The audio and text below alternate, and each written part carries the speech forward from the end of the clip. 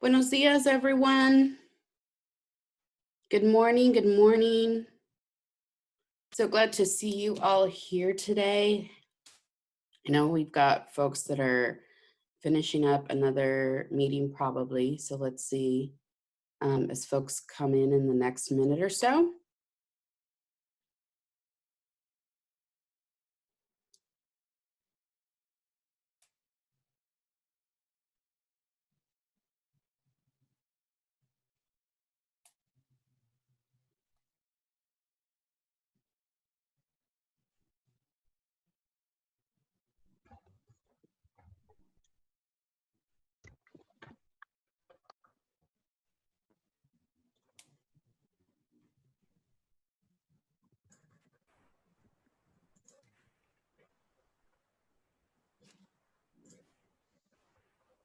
Jess, we're good.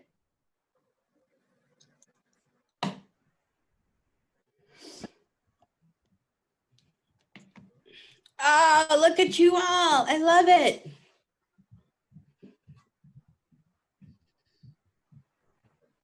If you're able to and feel comfortable turning on your face, I'd love to see everyone, say hello, and then we can totally go back to turning our video off. I just love seeing faces, saying hello to everyone, connecting with you all. Oh, look at that. Oh, I love it. Hi. Oh, yay. Love, love, love. Oh, this is what life's about. I love these moments when we get to see each other, when we know these are the people making a difference. Sorry, I woke up with that attitude today. Oh, yay! So happy to see you all. Look at all these amazing, amazing folks coming through today. Good morning, good morning. I'm Alejandra Aguilar with the partnership. Sabrina needs to invite us to her party. There's always a party at Sabrina's. She just forgets to invite us over. So good morning. We are going to go ahead and get started. Just wanted to say hello to everyone, see how you are all doing. Miranda, do you care if we do things backwards and start with the circle? Is that okay? Yeah, of course. We get to do it. Because while we have everybody's faces here, I'd love to say hello to folks and be able to connect and see who we're saying hi to, and as we do introductions. So in the circle, we introduce ourselves. So you can also type that into the chat, which is always helpful for us to make sure we've got everyone on here. But you type into the chat your name, what organization you're from, and I would love to know what grabbed your attention from today's topic, right? So why are you here? What are you trying to get out of today as well? So I'll be facilitating a little bit of the conversation. So if you type something into the chat of like, I really want to address this, and you can send it to any one of us individually, or you can send it to the group. So we'll do that. Whoever feels comfortable and inclined to introduce themselves with the video and the sound, please do so. And let us know if this is your first PPN webinar, or if you've been on for like, I think I've done maybe over 100 over the, how long have we been on? Yeah. I've been doing it for 4 years and I've totally lost count. Yeah, so Alejandra Aguilar, leading statewide prevention program at the partnership. So excited to be here. I am very interested in today's topic. I am working with Jess to work on a communications plan that focuses on understanding the intersectionality of prevention, where everybody has an opportunity to connect to prevention and selling it. So I'm interested in learning how to do that. I'll pass it over to Miranda. Everyone, it's Rhonda Stiers. I'm the Capacity Building Program Specialist. So what that means is that I run our prevention peer network. I also lead the technical assistance for the FX and SD grantees. You all know who you are, hopefully. Very excited to get started with the new programs. And I also provide support to our regions. So really looking forward to hearing everyone's plans today. Thank you. Yes. Hey everyone, good to see you. My name is Jess Merrill. I do communications with a partnership, and my pronouns are she, her, and hers. And I have been responding to a ton of media inquiries. I'm sure everyone else has as well. So I am just really excited to see what people's prevention communications goals are and how they are changing over the course of time now that we're in a new reality. Thanks, Jess. Hi, my name is Jess. Oh, sorry, go ahead. Oh, no, you're fine. Go ahead. Oh, my name is Jen. I'm from the Delaware Coalition Against Domestic Violence, and this is my first session with this group today. And I am actually new to prevention, and it's such a hard and multi-layered topic to understand. So I'm hoping to gain some insight today about better ways to communicate prevention. You. Welcome to prevention. Yes, we agree. And you will see some folks from out of California. Part of our statewide effort is to connect with other coalitions and share resources. So make resources available to each other, focused on prevention. So you'll see that. Who wants to go next? Here, go next. Can you hear me? Sí. Buenos días, Cindy Marroquin. I'm the Director of Education and Outreach with Rape Trauma Services in Burlingame, California. And I think one of my bigger goals is something that we've been working a lot with in our agency internally, and it's been a little rough waters, but really being mindful of how do we do all the communications, outreach, marketing, everything in a way that is culturally and linguistically appropriate in Spanish. I think a lot of what happens is that things are translated directly, and that doesn't work. Please don't use Google Translate. Like that doesn't work, but that seems to be what happens a lot. And so really being able to think about how can we slow down and be more mindful of how we're doing it, so that, personally, I don't want to put anything out there that represents my agency that is going to be offensive or is not genuine. And so I really want to be able to talk about this in community, hear what other people are doing, what's working, what's not working, how we can support each other in that. So I really feel like that's definitely a big part of the work in the movement that we definitely need. I would like to see more attention to, more time in, and it does take longer, and I know that, and sometimes folks are like, well, we don't have time to do all the things, but if we want to do genuine outreach and genuine support to our communities, I think we need to make the time. But all the things that I'm sure I'm going to learn and be able to talk about here, I am interested in every single bit of it. So. Well, yes, thanks for joining us, Cindy. Who's next?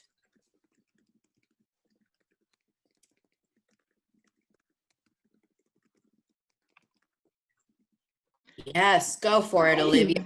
Hi, my name is Olivia. I am a prevention coordinator with Stand Strong. It's really awesome to see some familiar faces from our conferences South. So yeah, I just wanted to say hello to everyone. I'm here because right now I am a prevention coordinator, department of one, and I know many can relate to that.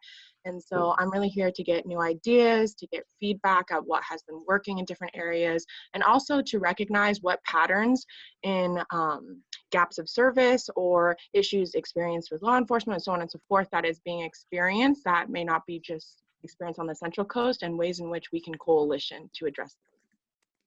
Thank you so much. Thanks for being here. Yeah, thank you for having us. I'll go next. Hello, my name is Nicole. I'm from Waymakers in Orange County. I'm she, her. I'm a prevention education specialist. And I'm here because I really do love these phone calls. They're nice and, something consistently to look forward to.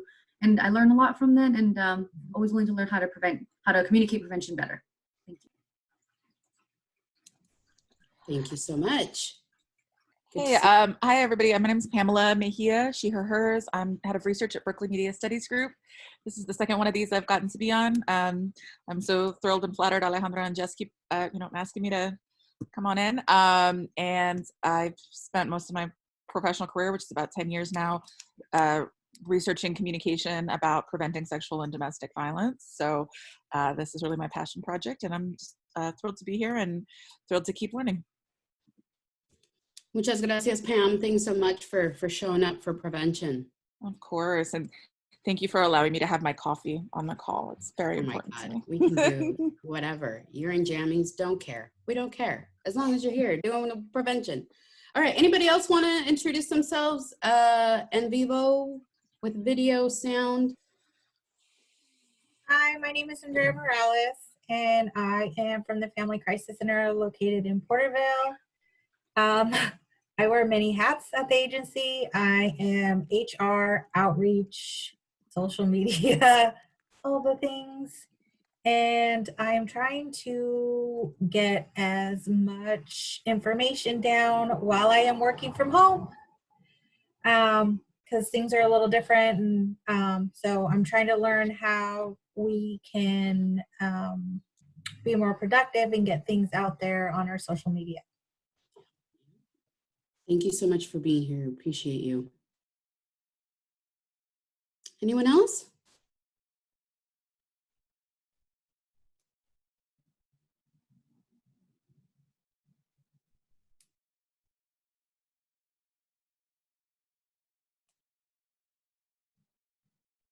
I know folks also added into the chat.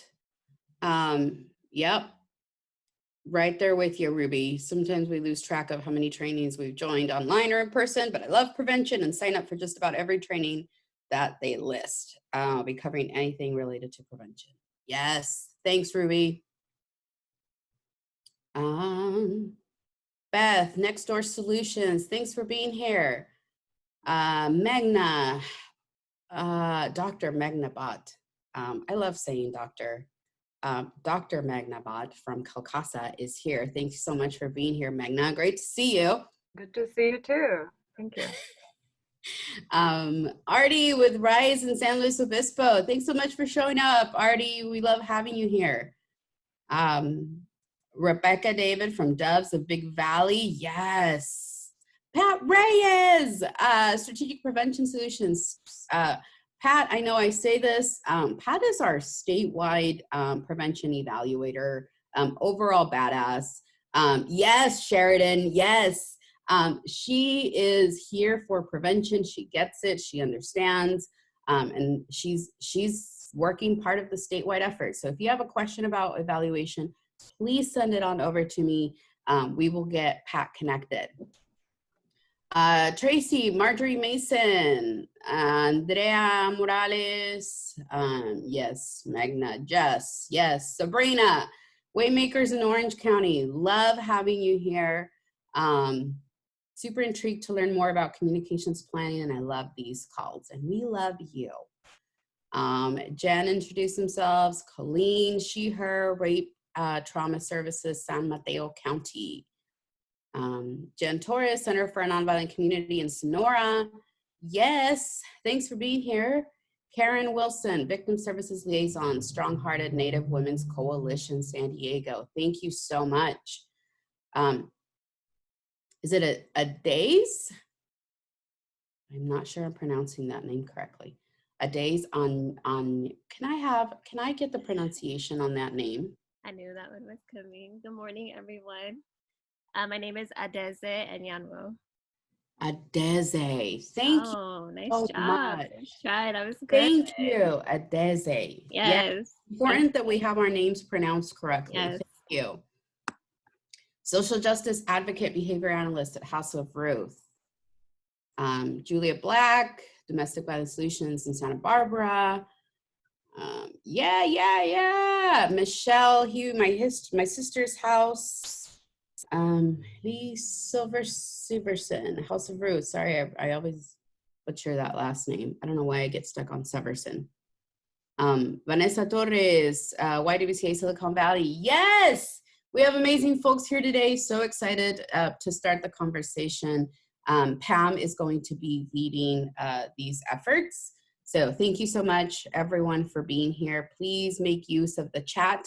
If you have questions, we are going to stop at some point throughout today to have a little bit of a discussion. But let me go ahead and get this going. I know I am starting things a little backwards today, but I just love that energy that we get when we can see all of us. So please pardon me. You are at the Prevention Peer Network. This is a network of preventionists. As you just saw, we are here for each other. We are here to support one another in learning, growing, strengthening prevention across our state. Totally missed this at the beginning. This webinar is being recorded. It is part of our resource library. It is so that folks can come on later and be able to watch this.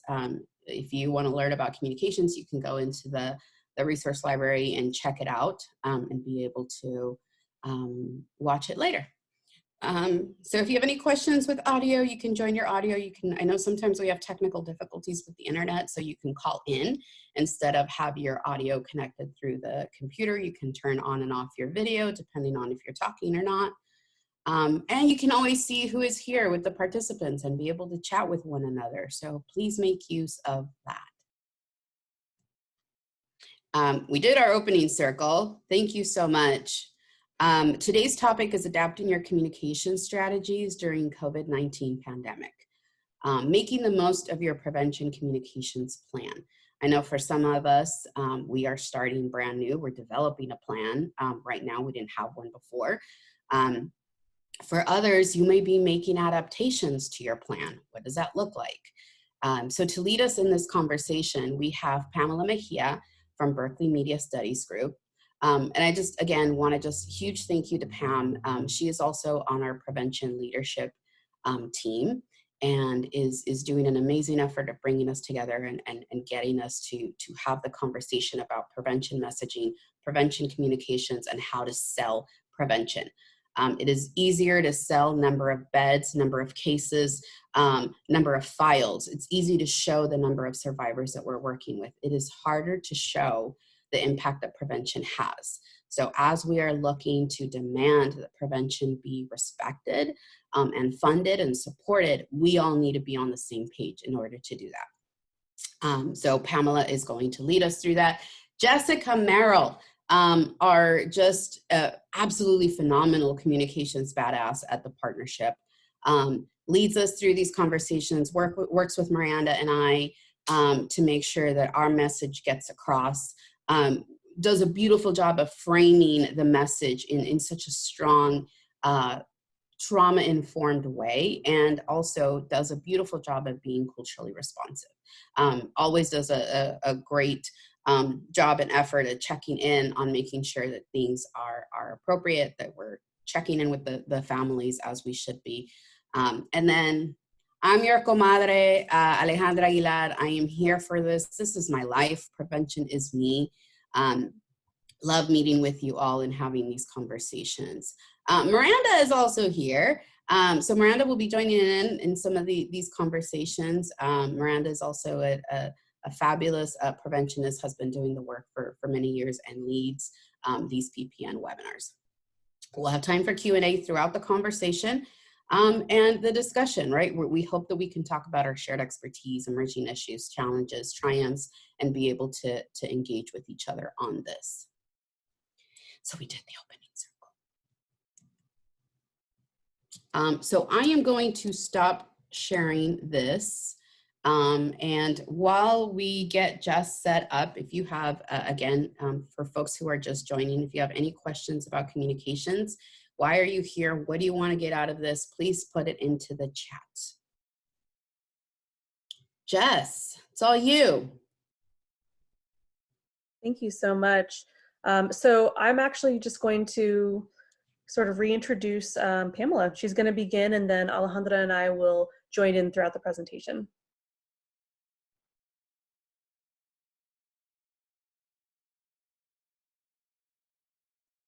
I was muted. Hi, everybody. My name is Pamela Mejia. Again, thank you for the wonderful introduction and for having me here, Alejandra and Jess. I love doing this work, and I'm so excited and honored to be in this space with you all. Like I think all of us, I am certainly dealing with slightly different circumstances. So you may hear my my 9-year-old daughter, who is wonderful and probably one of the main reasons that I am so passionate about this work, in the background at various points. So I do apologize if that comes through. That's the next generation, right? So what I'm going to ask, so the way that Jess and I think have worked this out is that Jess, if you wouldn't mind moving the slides ahead for me, is that possible, or you can hand it to me? Yes. And then I can kind of keep an eye on my notes and things over here on my screen. So just to give a little bit of context, some of you may have heard me speak or have been on these calls before, but I did want to say a little bit about where I work and kind of the work that we do, since I think that'll explain a little bit of why Jess and Alejandra asked me to be here, and some of a bit of my background. So BMSG is a project of the Public Health Institute, which some of you may have heard of. That's a very big organization. BMSG is very small.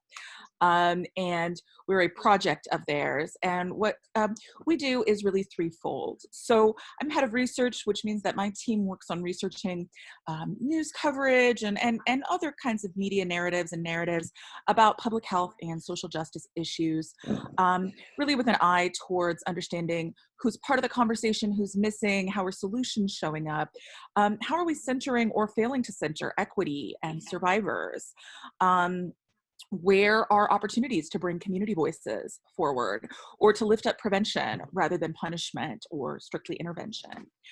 That work all feeds into the work of our training and strategic communications teams. That's kind of where the rubber meets the road. They support community groups and others, maybe some of you on this call have worked with them, in figuring out how to communicate more strategically about the kinds of changes that we want to see at the systems and community and structural level. So really, as we'll talk about today, some of this is around helping people use the media more effectively, whether it's connecting with reporters or pitching stories or preparing for interviews. Some of it's really just about the basics of communication, how to frame messages so that prevention is centered, or that key values are centered, how to articulate a problem concisely, how to structure a solution in a way that makes sense for your audience. So it's both media advocacy as well as just general strategic communication. And finally, we provide professional education and resources for journalists. Now more than ever, we know journalists are doing really hard and important work. And so part of our work is around connecting them with sources who can help give that community or prevention perspective, ask questions that can lead to stories that are about solutions, not just problems. Those are some of the things that we do with journalists. And I think the majority of what I'll be talking about today is really in those first 2 bullet points. But as you'll see, and as Jess can maybe speak to as well, some of the communication planning that we've done over the years has really involved helping people work more effectively with journalists in their communities and build and maintain those relationships to secure media coverage and make sure that's the kind of coverage that people want. So with that all said, I'm going to ask Jess to move to the next slide. And I'm going to ask a question. Yeah, thank you. This is a quote that I love from Antoine de Saint-Exupéry, who wrote The Little Prince, and it's, "A goal without a plan is just a wish." And so one of the things I want to ask this group, and please feel free to put it in the chat or say it out loud, is a little bit about, in the very title of this presentation, we say, a prevention communications plan. So I'm curious to hear from you all. What are some of the reasons that you see value in or want to develop a communications plan? What are some of the kind of the things, whether it's about a specific campaign or your work overall? What are some of the benefits of such a plan, and or why you're here today, perhaps, for this specific topic? Anybody? I'll keep an eye on the chat too. Organizing awareness efforts. I see, to reach underserved populations. This is great. So these are great. To become effective and efficient in my delivery. Love that. Talk a little bit more about some of the work that we've done with the partnership, in fact, really around as part of their communications plan that we'll be talking about, really training speakers to be in front of cameras, to bridge gaps between direct client services and prevention. To make sure that we help folks understand the relationships between stronger economic benefits and the prevention of domestic violence. Okay, I love this. Our prevention program has never had strategic planning. I want to find ways that can help us plan more effectively and have a roadmap to make the change we want to create. That, Sabrina, you're like my plant in the audience. It's a perfect response. Develop a message the community can understand. Fabulous. Create cohesive communication efforts. Impactful, inclusive, and culturally relevant messaging. So many different things I'm seeing here in the comments, really around both kind of campaign specific planning for very specific prevention efforts, as well as sort of more overarching organization-wide communication planning to really orchestrate values and give a sense and a forward motion to the work you want to do. One of the things that we talk a lot about at BMSG when we talk about planning, especially planning for a specific campaign or task, is really that, when we plan our communications, it gives us the opportunity to anticipate opportunities so that we don't accidentally miss or waste them. And then also figuring out how to use our resources, whether that's money or time or staff or whatever else, most effectively to take advantage of the moments that we find. And to accomplish some of these goals that people have really named here and that Alejandra was speaking about earlier, to be continually aware of and seeking out opportunities to put prevention as part of the public discussion or wherever it is that you are, to make your constituents aware of your work and engaged in the prevention efforts you're part of. So many different opportunities and so many different reasons for doing communication planning. And again, I always come back to that idea of this, again, a goal without a plan is just a wish. So a big part of this is really just organizing these big ideas and these big goals we have into some tangible steps we can take to make sure that we're effective and efficient at every step of the way. So Jess, if you don't mind moving ahead to the next part. Okay, so I'm going to start with briefly here, kind of three, and anybody who's seen me talk before knows I love my little lists of, 3 to 5 key ideas, because for me, I tend to find it really hard to hold huge, long hierarchies of things like decision trees of ideas in my mind. I do better with kind of 3 to 5 bullet points at a time. So I'm going to start with this. And the other thing you'll learn about me really quick is I love a metaphor, and I will follow that metaphor to the ends of the earth. And so for today, I'm going to be talking about journeys, because, and I'll say that this is also tied into the fact that some research that we did actually shows that journeys, and forward motion is a really helpful way of getting people to see prevention and what that looks like. So I can talk more about that later, but journeys are just my favorite metaphor. We're going to use them today. So I'm going to talk about making a communications plan in terms of planning a journey. And the first thing I always ask people is really like, what's your starting point? And what that means in practice is, what I encourage people to do is you start planning your, Jess, if you want to move to the next slide, your plan, yeah, thank you, and don't click, please, just keep it there, is figuring out, first of all, where are you at? Okay, I'm glad somebody else in the audience is with me on metaphors. Figuring out what your assets are and what your challenges are from the very outset. So let's think together a little bit, whether people want to say it out loud or put it in the chat box. As you're starting to think about building your communications plan, what are some of the assets that you have that you already want to build on or take advantage of? Are those things like, Jess, do you want to click really quick? Things like relationships with reporters in your community, or a broad network of allies that you could bring forward and work with as potential speakers and messengers for the kinds of communications you want to do. Does anybody want to share out some assets that they feel like they already have or that they want to reflect on or take advantage of?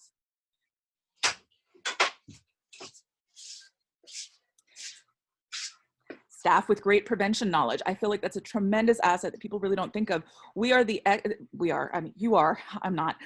This group is full of, and beyond this, experts on prevention who are better equipped than anyone, perhaps, to talk about this work and make it tangible and real for audiences. That's a tremendous asset and one we can take advantage of. Community partners, fabulous. One of the things that is a huge, sometimes people struggle with is when they don't have that network of community partners and folks to draw on. So sometimes when we start out with this planning, people will find out that their very first thing they need to do is think about building that network, very first thing. Anybody else want to elevate a great staff and an organized social media committee? Fantastic. Preventionist Network in Orange County. Wonderful. So already it sounds like some of those access pieces, some of those strategies and tactics pieces are really strong in your space in Orange County, because you already have people who are really familiar with the tools and the resources and what reaches audiences best. Okay, the other thing I want to ask people always as we're taking advantage of assets, we always have to do a little bit of the counterbalance. What are some of the challenges that we might be facing? So Jess, do you mind clicking? So one of the things that I think is going to be really prevalent right now to be thinking about in the moment that we're in is the crowded news. You know, if media attention is one of the goals that you have as part of your communication, thinking about, we're in a very crowded news environment. We're in a place where it can be very difficult to break through, especially about anything that doesn't feel like it directly relates to the pandemic. So that might be a challenge to reflect on. Limited resources are always a challenge in this work, I think. But other ones, if people want to elevate what those challenges are or identify some of them, please feel free. But I know that this can sometimes be something that people prefer not to make as public. So, but if anybody does want to share any challenges they're reflecting on. Thank you from Alejandra. Our field is very crisis intervention centered. So some of the challenges are really around the framing that the field perhaps carries with it, or that we bring, or that people are bringing into the conversations with them. Things like some of the logistical issues of, well, what if another actor, like a PR company or an outside partner, really has the deciding role in shaping communications, and sort of thinking about how to generate some of that agency.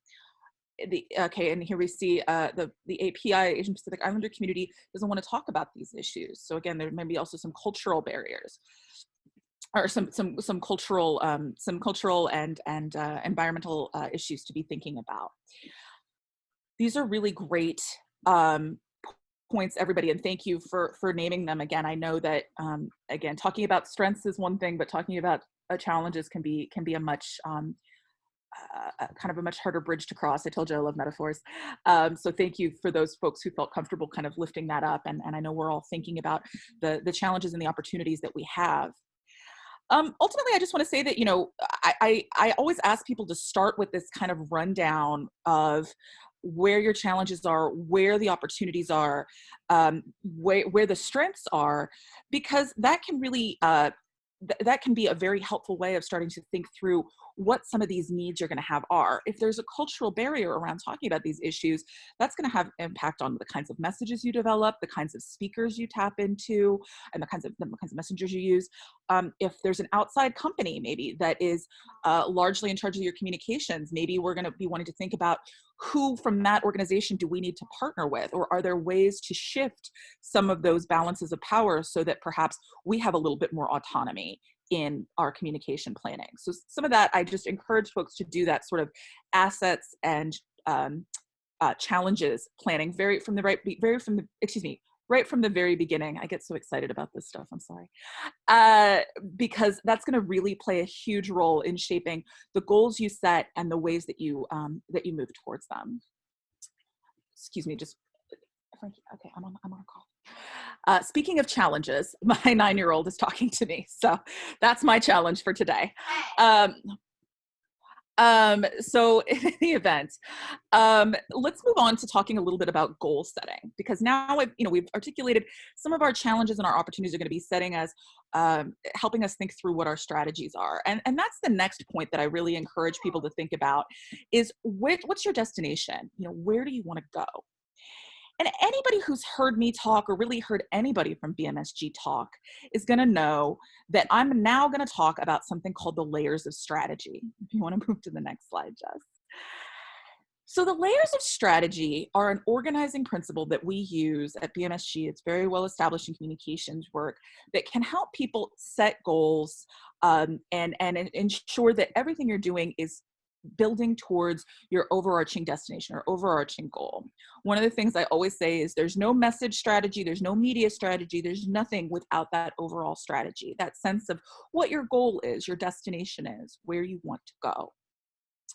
So your overall strategy is going to depend on answers to questions like, what's the problem you're trying to address? And conversely, what's the goal for the community that you want to push for, to advocate for? Is that greater awareness of the work that you're doing? Is that a particular policy goal? Is that changing the way that a local business or structure or system does business? Any number of things, but that overarching goal, that overall strategy is going to be really defining how you progress. Also, in thinking about your overall strategy, it's going to be thinking about things like, who's the target audience? You know, who has the power to make the kinds of changes you want to see? So maybe, you know, is it somebody in the school district? Is it somebody in a local organization? Is it a local decision maker? You know, often if the goal is raising awareness, are there particular groups that have the most power in your community that you want to make sure are most aware of and engaged with your work? Then it's thinking a lot. So those are some of the big questions that really need to be answered in overall strategy. They're going to then define how that communication strategy moves forward. Next, Jess, if you want to move to the next slide, yes. Then we're going to be thinking, once we have our overall goal in mind, then we start thinking about our media strategy. And that's really thinking about what are the ways that we want to get attention or communicate with that target audience, whoever it might be. So do you mind clicking, Jess? So what are the best methods to communicate with your target? Is media the best way? Or is it something more like a social media campaign? Is it showing up at a board meeting? Is it a policy advocacy day or coming to be with legislators? You know, these are going to be some of the questions you're going to want to think about. So we say media strategy, but you can think of this really more as almost just a communication strategy. Think about what's going to be the most effective avenue to reach the targets or the audiences that you want to reach. You want to click next. So again, deciding, I skipped a little ahead here, decide if engaging with the media will advance your goals. So maybe if reaching the general public is a part of the goal, media may well be, but if you're really focused on a specific group that you know is going to be present, for example, at a board meeting, maybe a big high pressure media campaign isn't the way to go, but instead having allies and a network show up at that meeting or be prepared with a letter writing campaign is the way to go. Do you mind clicking again, Jess? Thank you. Find the media that'll reach your target. So if, and I should say target audience here, I try not to use target language because I know that evokes violence. So forgive me, sometimes even as communicators, we all sometimes fall down on the job a little. So if media is the avenue that you want to pursue, thinking about the media that'll reach your targets. Is it traditional media or social media? Is it English language, or is there a media outlet in language that's the best target? Is it, you know, as Jess and I'll talk a little bit about, are there specific journals or publications unique to the organization that might be the best one if you're trying to reach, say, educators or healthcare professionals?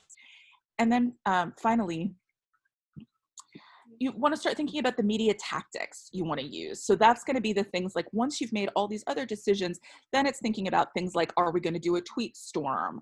Are we going to try to get an op-ed published? Are we going to do a letter writing campaign? Are we going to, you know, if we're all showing up at a meeting together, are we going to have signs? What's kind of our strategy going to be in that physical space together where we're making our push? Once we have our media or our communication strategy figured, the next thing we encourage people to think about is, Jess, if you want to move to the next slide, is our message strategy. So this is really the what we say, who says it, and who we say it to.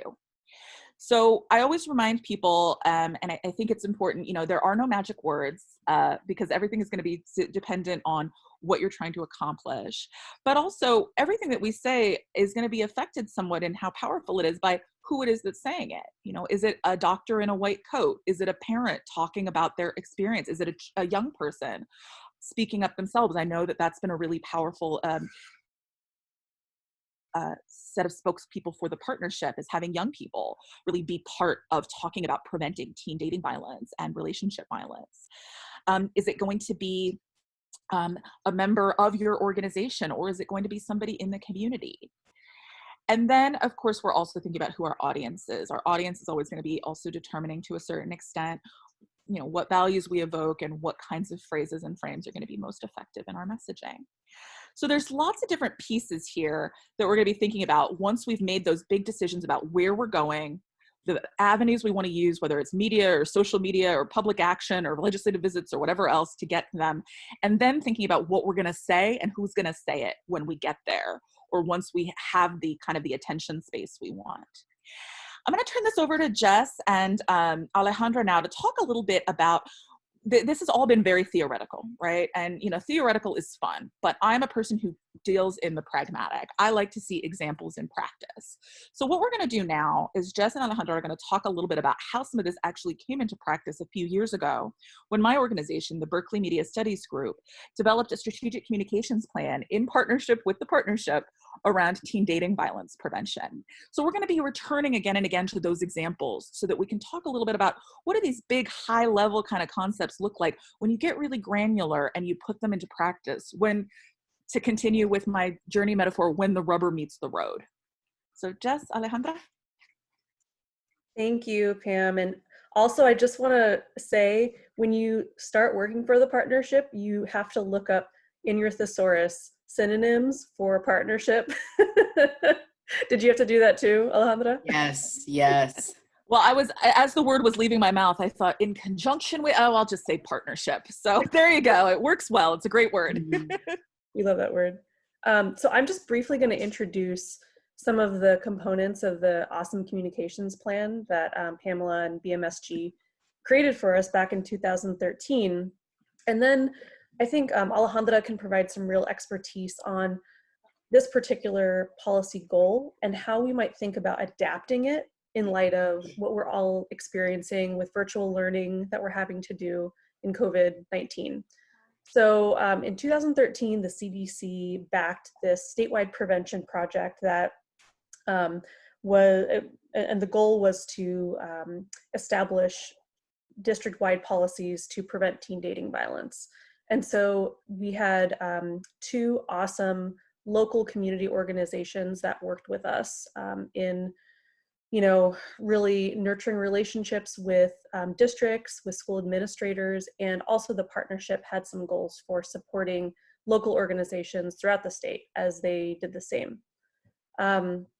So Berkeley Media Studies Group created this communications plan, and I just really loved this chart, this policy, messenger, policy target, message, and values chart. I thought it was a really straightforward way to develop messages, and we'll be sharing this communications plan with everyone as a resource. So you can look at it, you can look at all of the sections. And so this particular policy provide prevention education and youth engagement for students focusing on high-risk students. This is actually pretty broad. And so when we look at the policy, you know, I'd love to see how people are thinking about updating our values. And Alejandra, I want to ask you, what do you think some of our values might be right now, as opposed to, and really just ongoing, what we've had as values, but how they're really getting reinforced during this pandemic? I was just tweeting this, and one of the ones I love when we come together on the PPN for us is that we genuinely are stronger together. We know that, we believe that. So community is one of our values. Absolutely. Community, you know, collaboration. Yep. Thinking about equity and access. Absolutely. Mm-hmm. About language access. I think if we're talking about all of us here, we're very centered on being culturally responsive, culturally centered, focusing on the community that we're serving. So in terms of our values, I think all of us here have definitely shared those. Absolutely. Messengers. Alejandra made a really good point yesterday as we were prepping for this webinar.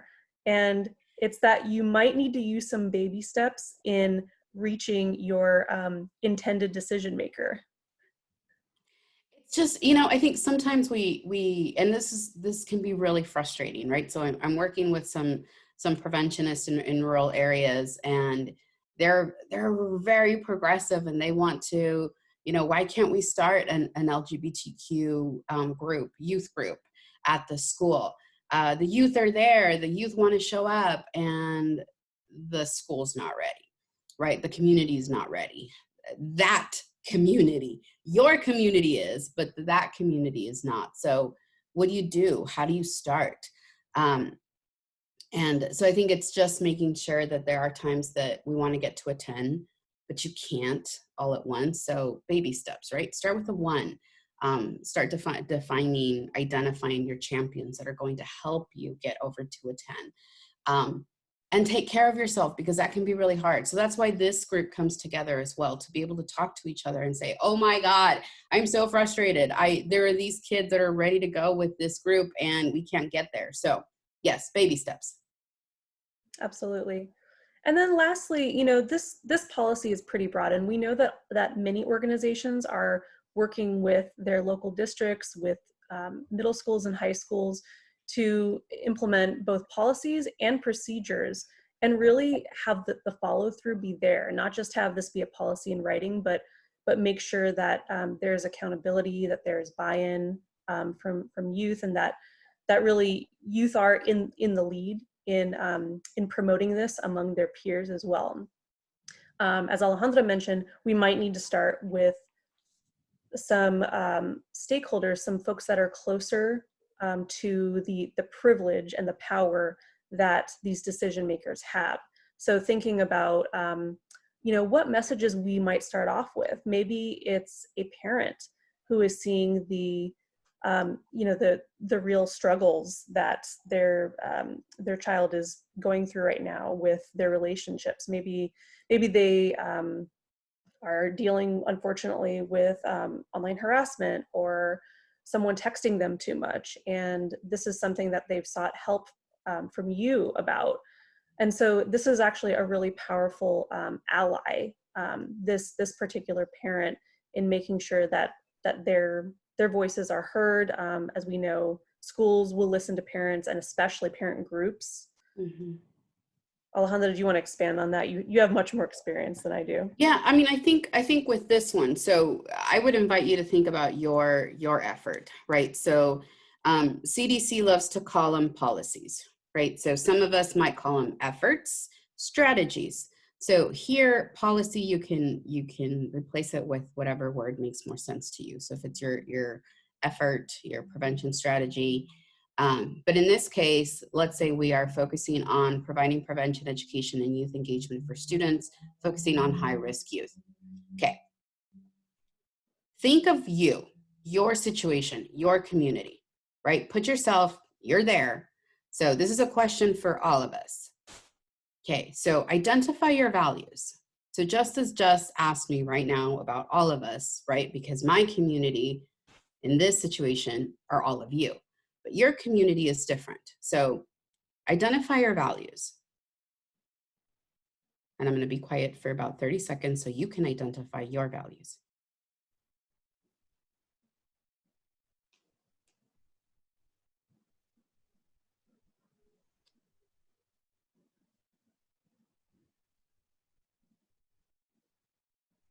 Who are your messengers?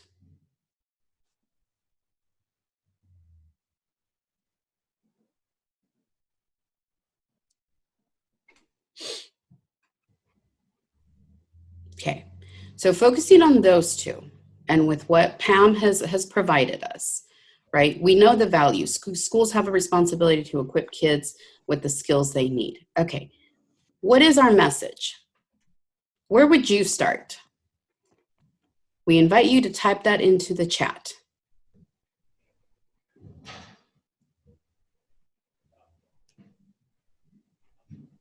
So I know some of us here, we were just talking about this yesterday.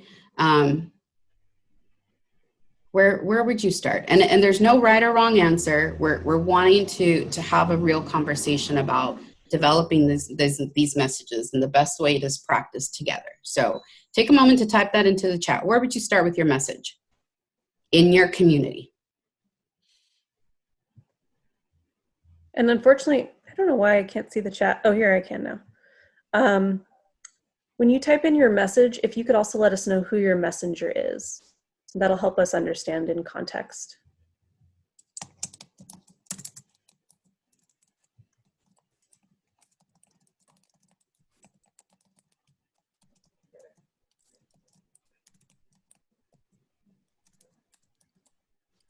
And remember, this can be specific to one of your goals as a preventionist, as an organization.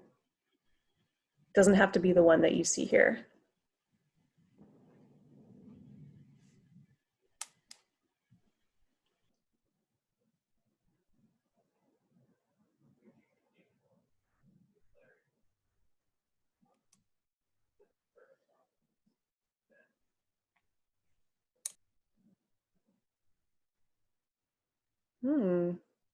I really like that. Thank you, Jen. Our message is to explain prevention simply. The messenger is a member of the community that people can relate to. And that speaks really effectively to the power of authentic messengers. I totally agree with you, Jen. Sometimes I will just go off of our values, really, and ask authentic messengers who have been closest to the work to explain, to carry forward the message, because then you may not have to come up with a specific message or talking point. It can be mainly about the experience and the storytelling. So I really like that approach as well. And thank you for the values, prevention, kindness, and self-care to the students at the school we're working with. That's really beautiful.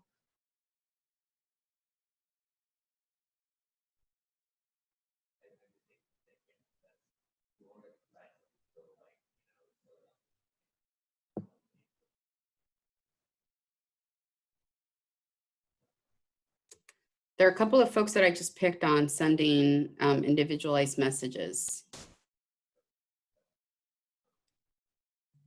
If you wouldn't mind typing it into the chat for everyone to see so we can hear your thoughts.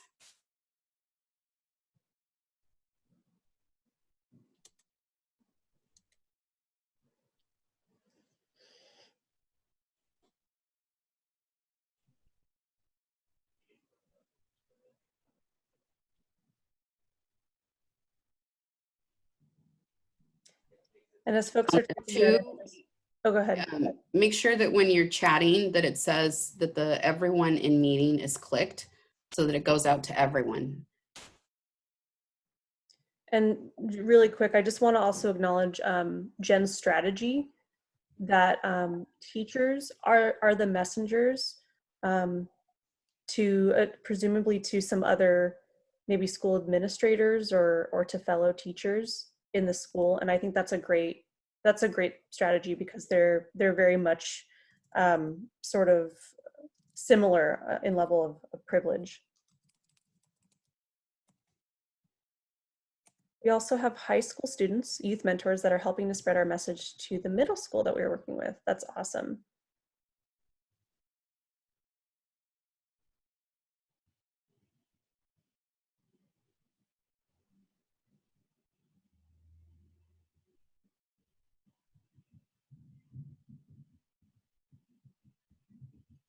The admin was not really in touch with what the students' needs are.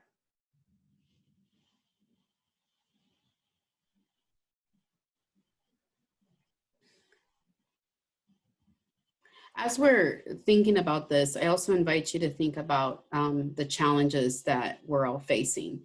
I'm thinking of, again, a couple of the folks that I've been working with in rural settings, and maybe parents, right? Identifying the parents that are going to be working with you.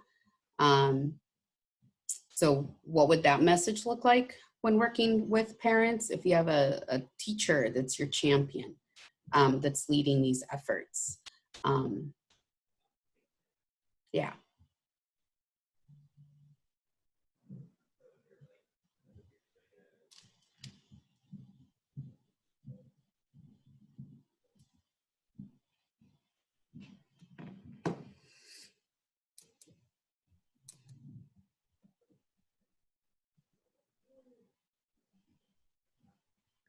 Yes.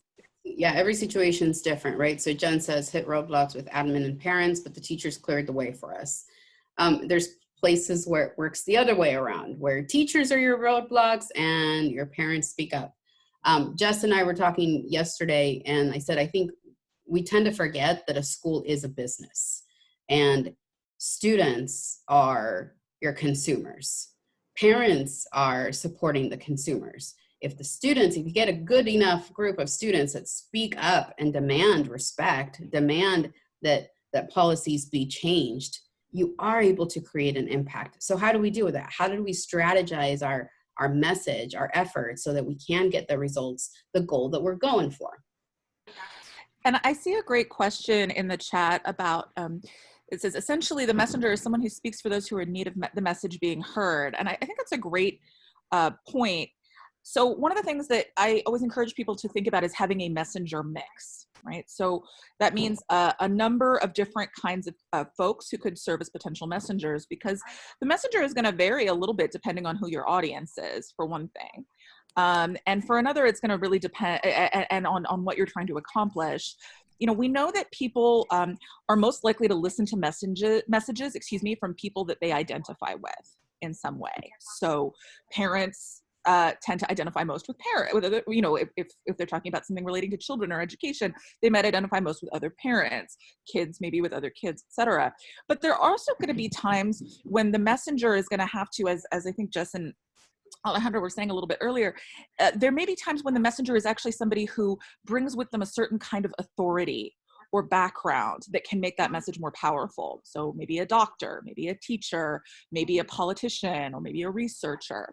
So I would encourage folks to not get too, you know, one of the reasons that having a network is really an asset to think about from the outset is because that can mean a much more diverse messenger mix that you can tap into, because there's going to be different folks who are the most powerful messengers in different situations and for different goals. And one of the other things I always tell folks is, you know, we all carry a lot of different identities with us, right? So me, myself, you know, I'm Latina, was a single mom, I'm the mother of a 9-year-old, I'm a researcher, I'm a UC Berkeley alumnus, I'm an Oakland resident.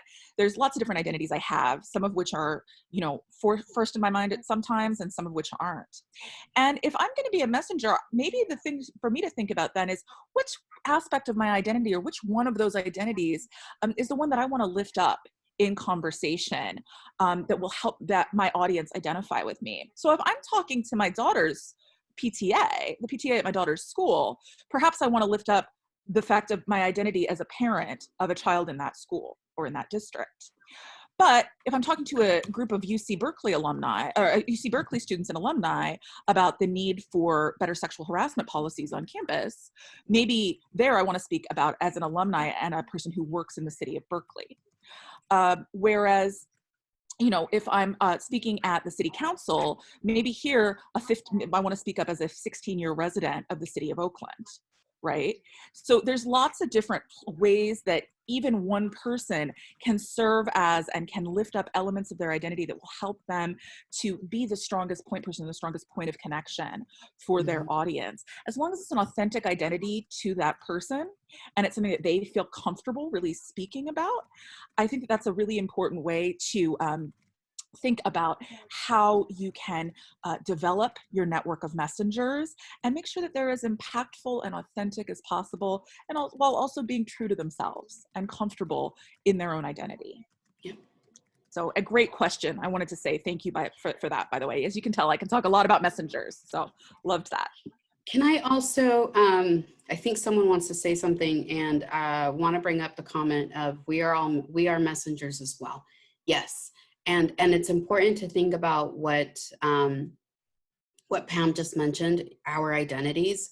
Unfortunately, there have been situations where the preventionist identities do not align with the direction in which the school, right, or the business that we're working with is wanting to go. So there was a preventionist who is a trans person and wanting to speak up again about these LGBTQ needs and the needs of the youth, and folks would hear them talk about this, and no, you are wanting to instill your thoughts, your identities on these kids. And so this person needed to take a step back, and we spoke about this, right? You're wanting to get to a 10, you got to start with the 1. So take a step back and focus on who your messengers need to be, right? The champions, the teachers that hear these students being bullied because of their identity, because they might be non-binary, right? So finding the students and the parents and the teachers that can do the delivery of the messaging for you, because there are times when we as preventionists are not the best fit for being the messengers, the carriers of that message, if that makes any sense. Mm-hmm. That's a really good point. And, you know, I actually learned this term from Pamela, unexpected messengers. This is something that I often think about, and I've heard from organizations that do work in more conservative counties, and thinking about, okay, so who might a messenger be that that a school board listens to, thinking about maybe they don't even acknowledge that teen dating violence is a problem. Maybe they say something like, bullying is a problem, but not teen dating violence. I don't know if anyone else has heard that in their work, but it seems to me to be pretty common. So think about, okay, I wonder if an op-ed from a local business person who does a lot of hiring of young people in high school might do something like show up to a school board meeting and say, listen, it benefits our, first of all, it's the right thing to do. Secondly, it benefits our local economy and my business when young people have safe and healthy relationships because they are not having to experience the trauma that comes with abuse. So thinking about unexpected messengers might be helpful as well. So this particular slide, I don't know, Alejandra, I know we're like a little maybe short on time. Do you want to go through each of these? No, I mean on this one, so on this one, actually yes. Let me just say something real quick with this one. So let's say our effort is to pass a resolution to improve school climate and build a culture of upstanders. So we're having conversations right now, right, all over the place about what do you do if you were supposed to be developing this upstander program or bystander intervention program at a school, but they're closed. So what do you do?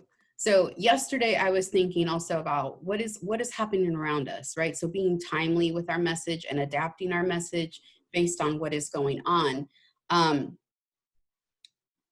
The murder of Ahmaud provided a conversation about being upstanders for everyone.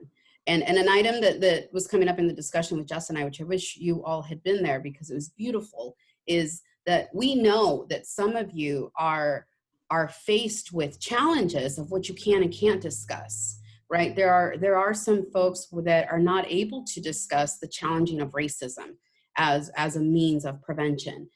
And even with Ahmaud's situation, with Ahmaud's killing, I was thinking of, okay, so if we can't talk about the role of white folks and being able to stand up against racism, we can talk about the role of upstanders. If you are seeing something, if you are seeing an act of violence happen, all it takes is one person to speak up, one person to stop that to make a difference. So that's an opportunity to step in. I have worked at places where I was told, you can't talk about immigrants because that's not your work. You can't talk about racism because that's not your work.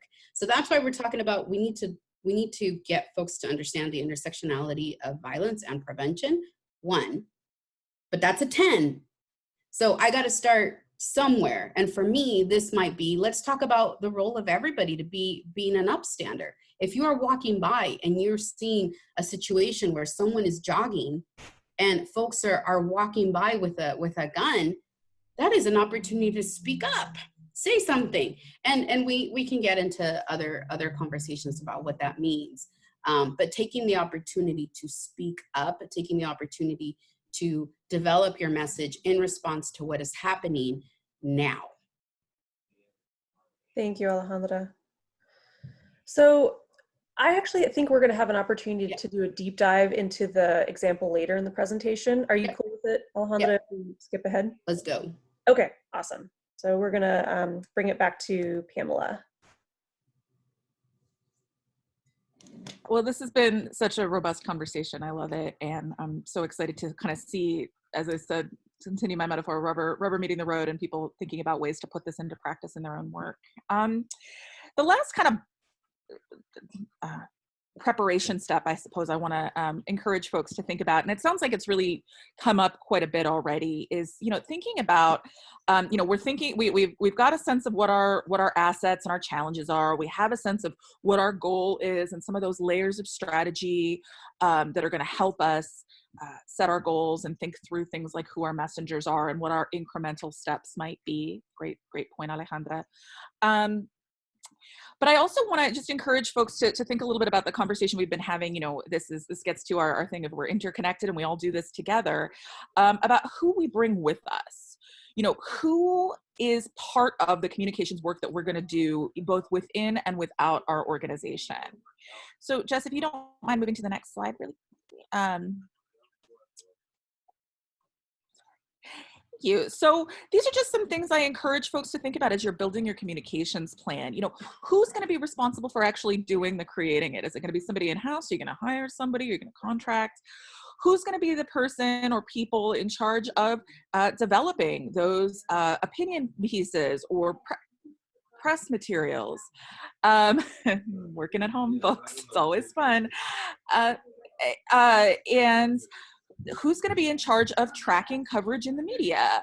Who's going to be working with building relationships with reporters, doing that following on Twitter, doing that following up? Who is going to be maybe, as we talked about some of our possible messengers, who are those folks going to be, and how are we going to make sure that they know what to say, that they feel supported in talking to the media or talking in front of a meeting? Who's going to be doing some of that who's going to be doing some of that coordinating and making sure that the work happens when it needs to, and who's going to be checking in to see, hey, this isn't working, or this isn't working. Those are all things that we're going to be doing a lot of. Those are all folks who are going to have important roles, and they may be the same person for some of these. They may be people who are fluid and who are moving and might have a couple of different responsibilities. You know, maybe the person who's writing the opinion piece today is the person who really has the expertise on that question of economic supports, even if that typically hasn't been their role. Or maybe the person who is our messenger today, or who's the person that we're going to have be in part of this interview, isn't somebody who's historically done that before, but really feels most empowered and ready and prepared to be part of this conversation. The one other thing I want to flag here, and Alejandra, you may have some more you want to say about this. You know, Alejandra flagged this for me the other day, was thinking about language and thinking about the ways that we, you know, we connect and build together in the languages that we speak, the languages we're comfortable in, the languages that we grew up in. And so thinking too about questions like, the staff and the people that, whether they're in your organization or they're contracting them or they're in your partner organizations, you know, are there folks who, if a particular audience or group you're working with is primarily most comfortable in another language, how are your bilingual or bicultural staff represented in this community of folks who are coming along with you on your communications journey? And Alejandra, I just wondered if you had any more you wanted to say to that. You spoke to it so powerfully the other day. So Yeah, I'm thinking of our examples, and there's folks on this call who reached out and also asked questions. It's important that as we're advocating for change across our communities, we also think about our community, us. And there are often times where bilingual staff have felt used, have felt that we are contacted to translate, right? Let's just translate this message, let's translate this post, and be able to get it online or send it to the newspaper or whatnot. And that's not really, it doesn't feel culturally centered. It doesn't feel culturally responsive. How about involving me in the conversation, right? If we're going to develop something that is going to be for example, Jess and I have been working on developing some language for immigrants here across our state, undocumented workers that need access to the benefits. And are we a part of this conversation? Are we talking in a way that makes sense to the community that we are serving? Now, if we don't have folks on our staff or volunteers, is there someone from the community that we can bring forward to the conversation? Because simply asking bilingual staff to translate needs to stop, one. Two, we need to make sure that when we ask folks to translate and interpret, that they're being paid for that job. Because that's not equity. That's not that's not equity in pay. So we need to challenge that. So I know there's some folks here that wanted to speak up. Can I pick on you? Cindy! I knew it was coming. I was ready. Yes to all of that. I think that's something that we're working at our agency, and really being create that understanding. And I know that part of it is that folks, like we have to slow down. And I think that's what folks really struggle with, that I need you to slow down so that we can think about the cultural context of it. And it goes beyond just translating and interpreting, but sometimes also the message needs to shift, right? The culture can be really different, right? And so we have cultures that are collectivist and we have cultures that are individualistic, right? And so what messages may work for like cultures that are more individualistic are not going to work for cultures that are more collective, right? And so sometimes the message also needs to shift. So it can't be a one size fits all blanket kind of outreach that we say, well, just translate it and then we'll get it out there. Because half the time it's not going to make sense if I just translate it. In Spanish, it's going to be like this. None of this makes sense. None of this speaks to me. And I don't really care what you have to say because it doesn't make sense to me. And so really being able to slow down. And like you said, Alejandra, exactly, having us be part of the process. It always feels like we're an afterthought. When you have flyers that are all in English and you want recruitment for bilingual, and at the bottom you just throw in bilingual people are welcome to apply. First of all, bilingual just as a whole sentence, there's problems with that. It doesn't come off very genuine, and it's an afterthought, right? So really being able to have us be a part of this conversation with you instead of like, oh, we created this idea, this plan for outreach, and now here's a couple things. Can you translate a couple things, or can we do this way? And that always seems to be the case, that we always get left out of the conversation until until it's felt by some folks that we're needed. And being able to also, I think there's a part of it that is hard, but asking people to like be humble and be able to say, I don't understand the culture and I'm not part of the culture and I don't understand what it means to be bilingual and what that means for you and how you see information, how you take information. And I don't know that. And it's okay that you don't know that. So let's have a conversation about it. Let's talk about it together. But I think there's this feeling of it's foreign to me, so I don't want to go there because I don't know anything about it. But when you have resources in your agency who do and who can speak to it, and so bring them to the table and listen. Even if it doesn't make sense to you, just because it doesn't make sense to you doesn't mean it's not correct or it's not appropriate for the community.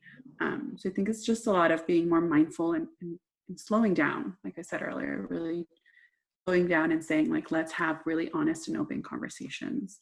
And let's find a good middle ground where it's going to work for everyone. Because for me, it's really important that our outreach for Spanish speaking and bilingual communities, and all communities outside of English speaking community, is that it's genuine. And it doesn't feel genuine when we're just translating or throwing things into Google Translate, which does not work. Please don't do that. But some people still do that. And it's just not genuine. And our community knows when things are genuine and not genuine. Our community knows when we're being asked for something and it's one-sided. So yeah, I have like 5 million more things to say about it, but I'm going to stop because. Thank you, Cindy. I love it. I love that passion. And just a kind reminder for everyone that this is the power of the Prevention Peer Network, to be able to advocate for change. So I would like some help, Pam, if we can work after this call on developing some messages that help challenge these norms across our movement. Maybe working with Jess on some posts. We can bring Cindy's conversation in as well and not even say her name, but maybe the example of the things that happen across our field that are hurtful. They're not equitable and they need to change. And then two, a plug for the community of practice that is going to focus on prevention in Spanish, where we are going to be talking about these items in Spanish, from Spanish, for Spanish. None of this, let's translate it so that we can get it over there. No, we're going to be developing items from Spanish. So I will stop. Back to you, Pamela. Thank you. No, this is great. I really had wanted to make sure that we had that conversation and we talked a little bit about that. This is only the beginning, I recognize, of a much deeper one. But I think, you know, as we've said, that can sometimes be something that doesn't get centered in thinking about and doing our planning and thinking about who we're bringing with us on the journey, who's, you know, who needs to be part of the planning process from the very beginning and be part of developing the work and the plan from the outset. So I'm really, really glad to be having that conversation and delighted to continue thinking together about how we can do that. And +1 for the Google Translate issue, because my goodness, that is very obvious when that is what has just been done. Oh boy. All right, wonderful. Well, you know what? I know we have I have about 15 minutes, unfortunately, before I have to step off for another meeting. I'm going to try to stay a little longer if I can, but I do want to just at least share one particular tool that I hope will be helpful, because there's been a lot of pieces that I've talked about, and as I said, I'm a person who works well in the tangible. I like to have something that distills it all down, if at all possible, even though these are very complex things and not everything can be distilled. So Jess, if you wouldn't mind moving to the next slide for me. This is a tool that we use at BMSG called the Got Me tool, which is the goal, objective, target audience, message, messenger, and evaluation. And so this is a pretty simple way of organizing some of these principles that we've talked about. So our goal is going to be, again, that kind of overall strategy piece, that destination that we're working toward. With our objective being some of the actions that we want to take to accomplish our goal. And that one of the questions I always encourage people to think about too is what our timeframes are, because that can help make things feel a little more tangible and make your asks and requests and partnerships a little bit more directed, if there's a kind of a time frame in mind. The target audience, again, we've talked a little bit about this. Who is it that we want to reach? Who can make changes? Is it a person or a group? Are there other audiences who can influence your primary target audience? So if you're trying to perhaps have an impact on the school board, is there a PTA group or someone else who might be a powerful influencer that could have an impact on those folks? And in that case, how do we want to reach them? Or who are the folks that we most want to engage with there? What is our message? What are we actually going to say? And messenger, who's going to say it? And then finally, there's this word evaluation at the end. My background is in public health, and evaluation is a big loaded word. And I want to specify here that when I say evaluation, I usually just mean evaluation in the sense of checking in. You know, it doesn't have to be a big old elaborate plan where we hire a consultant and we do all these things. No. For me, evaluation is really a base. So you can be just some basic questions. Hey, if news coverage is our goal in a particular outlet, are we building connections with? Have we been able to build a connection with that reporter? Was our event reported accurately in news coverage, or were there problems? Our partners that we're working with, are they reporting that they're feeling, satisfied and engaged and want to continue in this work with us? Or are we really falling down? Are we really running into some barriers there? These are evaluation questions, I think, are really just check-in questions to ensure that, things are unfolding as you want them to. And if not, what are some ways to pivot? So E is on the end because it would be a little too much to say check in and just pivot as needed. So evaluation is a better tag for that, but that's really what I mean by that, because as we've talked about here, it's still going to be fluid and moving. Our media, our communications environment is moving all the time. So there may be times when, hey, that hashtag was a bust. Let's pivot away from that. Actually that reporter left that organization. So let's think how we can build connections there. We really found that one of the people that we really hoped would be a powerful messenger just really genuinely doesn't feel comfortable with this, and we want to honor that. So who else in our networks can we start talking with and thinking about as potential messenger in this space? Those are the kinds of check-ins.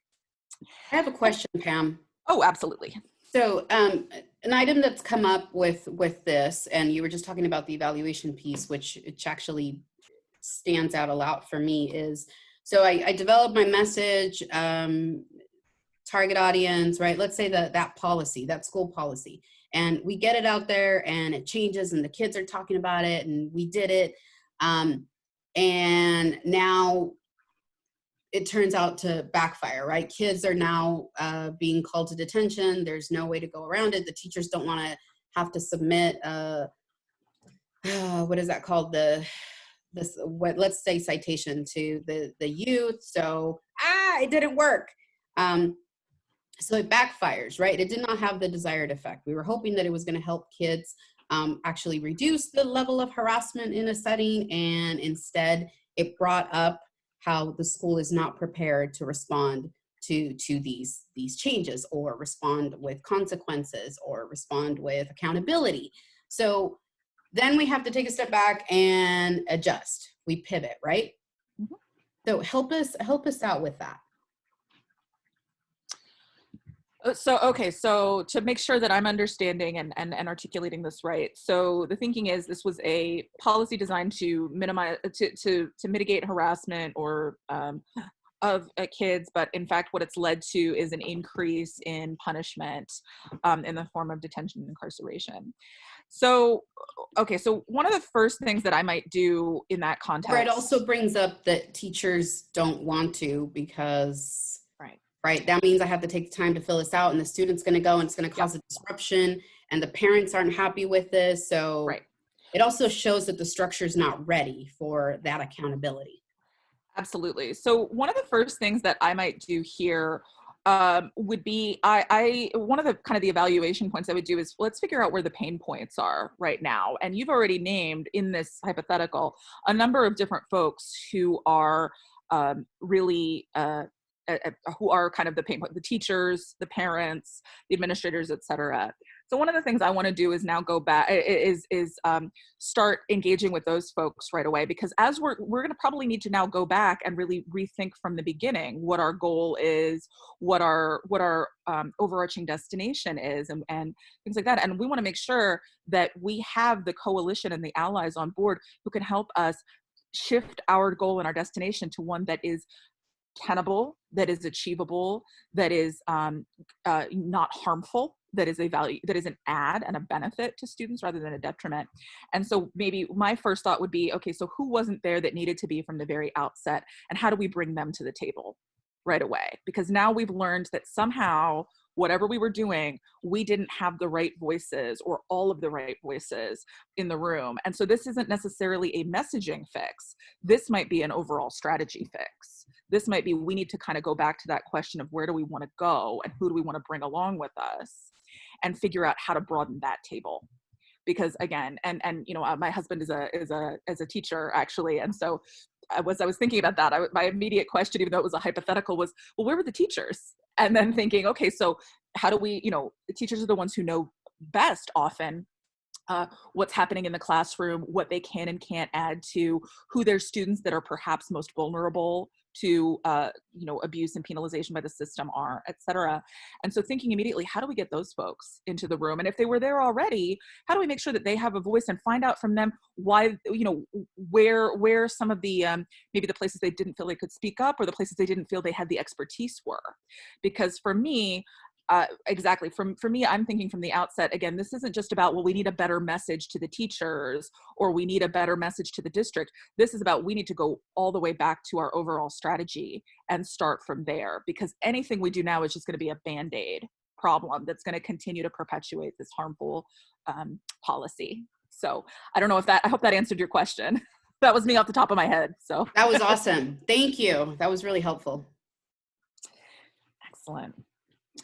You know, the only other thing I want to kind of flag here, goodbye, my guys. I see people are having to hop off, so I'm going to try to flag. It was great having you, and I just want to make sure that I flag that I mention here. You know, so this is the tool that we use at BMS. She Just Got Me, but I am, as I said, a real tangible person. I like to have tasks, and I like to know what I also need to do next. So Jess, if you want to flip to the next slide, I actually, for myself, always add an extra T, and that's tasks. Because I also like to break down, once I've got these big questions, once I've got my overall strategy fixed, and I have my stakeholders at the table, and I know where the pain points are, and I know who needs to be part of it, I love to also kind of add myself an extra layer here of some of what those tasks look like. Okay, I know what my big goal is. I know what the objective I need to get to on the road towards that goal is. And now what are some of the things I need to do? And so if you want to move to the next slide, Jess. So I just add an extra T. So it's got SME for me. So these are just some sample objectives, many of which are echoed in the document that Jess expressed she'd be willing to share. These are some sample communications objectives that many folks we've worked with at BMSG have found to be valuable for the work that they're trying to do. Whether it's build our capacity to respond to requests or to pitch stories. So to be reactive or proactive in how we engage with the media. Again, some of these are based on the premise that media is one of your communication goals. It might not be. Some of these, as we'll see, can fit in a number of different contexts. Monitoring the media about your issue so you can get a sense of who's reporting on it, who's doing it well, who's doing it maybe not so well, and we might want to be thinking about how we can respond and shape the coverage a little bit so it's not perhaps perpetuating harmful stereotypes or framing. Building relationships with journalists, which can help then facilitate some of those conversations. Developing and refining messages that center your values that can help advance the change that you want to see. Identifying and training potential messengers, preparing talking points and other materials to use in interviews or that people can use when they're speaking at that board meeting or at that city council meeting or whatever else. So again, these are just some sample objectives I like to put out there because often they can help people start thinking, oh yeah, I could see where I could use that in my own communications work. And then if you want to move to the next slide, I also put together some sample tasks that again flow from some of these objectives that people have used in the past. So again, this is just trying to get pretty granular and hopefully none of these are prescriptive, but hopefully some of these might help spur some thinking about, oh yeah, I could do that. This could be kind of an objective and a task setup that I might be able to take and adapt for my own work. Of, monitoring the media, that's kind of a big thing. Well, in task, what that means is we got to have a person to do it. We got to know what we're monitoring. Am I just doing a Google alerts of everything? Is there a local couple of outlets I'm looking at? Is there maybe one particular hashtag I want to be following? How do I want to do that? Do I want to use Hootsuite or Google Alerts or whatever else? And then also, what am I going to do if I see, say, an article? I work in housing stuff a lot, and we've seen recently we saw something where one of our partners saw something where an article in an outlet that we actually thought we had good relationships was used phrases like vagrants to describe people who are unhoused. And so immediately thinking, okay, well, what do we do right now? What is the protocol? How do we think about, do we know that reporter? Is this a time for a letter to the editor? Is this something where we maybe want to try to connect directly with the outlet and see kind of what's going on? Is this something that they had control over? Is this actually the reporter or the headline editor? All those kinds of questions that we kind of, that our partner had to sort of think through in terms of having a protocol in place for what to do if they see something that's either really good or really bad, that they want to make sure that they're being reactive and responsive to. And then I created one other set, if you want to flip to the next slide, Jess. Again, these are just some sample tasks that might help seed an objective around building relationships with journalists. Again, who's your staff person? Who's going to kind of have this task that lives with them and sits with them, or what group? How are we going to be figuring out who's writing about or reporting on this issue or tweeting about this issue or whatever else? And then how are we going to create relationships? Are we going to follow them on Twitter? Are we going to try to get a meeting with that editorial board in advance of a budget decision? What's sort of the process that we want to go through? And then also, what are materials? If we are connecting with a reporter, what materials do we have that we want to share with them? What information do we want to make sure that we're giving out to counterbalance any harmful or inaccurate stuff that's out there in the ether? So again, these are just sample things, and I'm very happy. My contact information is available at the end, but I'm also always very happy to think through how to make some of these very big concepts I've been talking about a little bit more tangible. And I hope that some of those examples were useful in that context. Here's my my email address and also my Twitter, which I very seldom use except to publicize things like this. But I'm delighted to be able to continue talking with folks. I'm going to try to stay around for a little bit longer, and I'm anxious to hear Jess and Alejandra talk about their experiences with the communications plan, but I may have to step off for another call, in which case I'm very sorry, but it's been a tremendous pleasure being here and speaking with you all. Pam, thank you so much. It's always an honor having you here. And I know this is a collaborative effort, so this is not the end. You will be back. I will be. So I want to open it up to folks. Actually, let's make use of our time. I know it is 12. We're asking if you have a specific question that you would like to have addressed.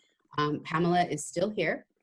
And we can also work on it together. So if you have a question, unmute yourself.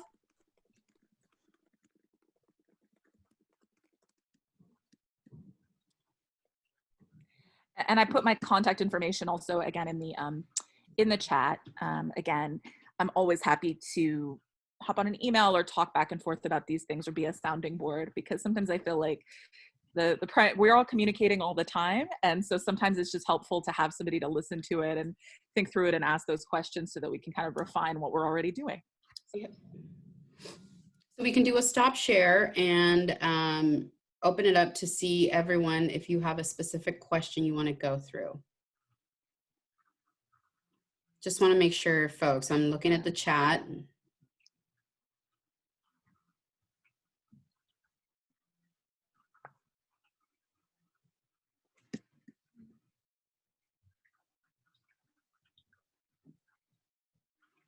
I know it also takes a while. It doesn't show you the 3 dots that people are texting, so I have no idea if people are texting or typing.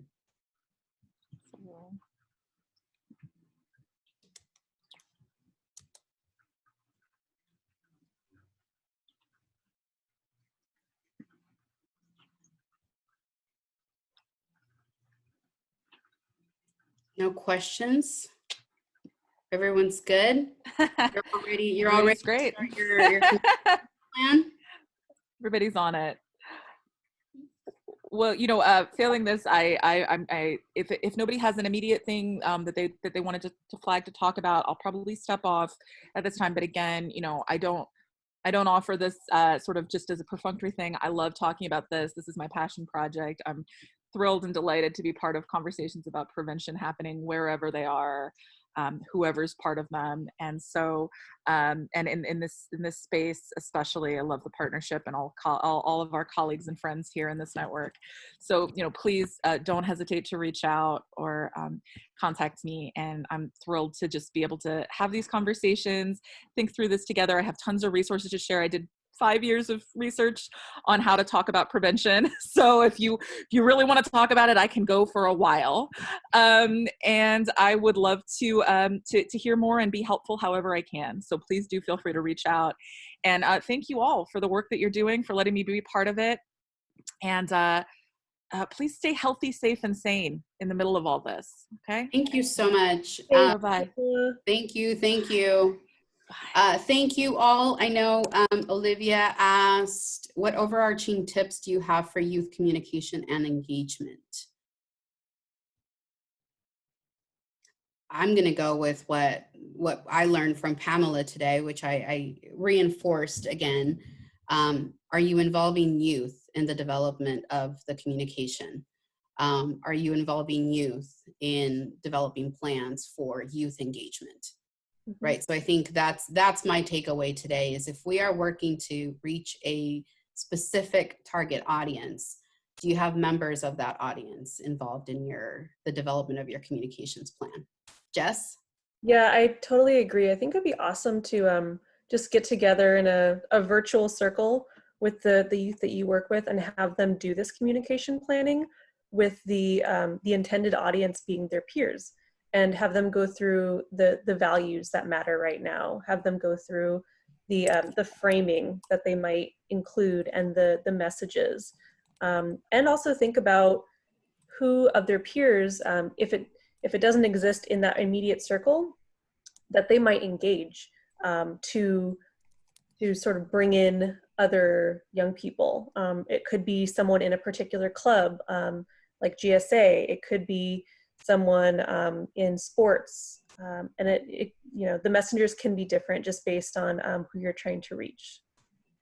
And it's also important to be aware that as you're having those conversations, things may come up that you weren't expecting. Like the community may have a distrust of your organization, or have had bad experiences, or don't recognize that they are a part of the community that you are trying to reach. I've seen this several times when folks are trying to reach out to marginalized groups, particularly like queer and trans folks and gender nonconforming, and when it's taking a look also at your messaging and how you're putting things out, and looking at your website and those types of things into who is your intended audience with those communications, because that will it will come up as you're doing these focus groups. So being prepared to have those conversations as well, not only with the groups that you're working with, but internally with your organization. Yep. This has been great. Thank you all so much for joining us. I did put it in the chat. Don't forget, we meet every other Thursday now. Add it to your calendar. Please send us information on what topics you would like to have addressed, especially right now during our response to COVID-19. Let us know what you need. If we need to develop a webinar that's more culturally responsive and in another language, or bring folks in, we can do that. Let Miranda, Jess, myself know, and we're here for you. Take care of you all. We have annual membership meetings starting is that in 1 hour? Yeah. Woo! Looking forward to see many of you there. Thank you all so much. Thank you, Jess. Thank you, Miranda. Thank you to all of the participants. Thank you, Cindy. Thanks for letting me pick on you. Love it. Thank you all so much. Bye, everyone. Hasta la pasta. Bye, everyone. Thank you. Bye, everyone. Thank you.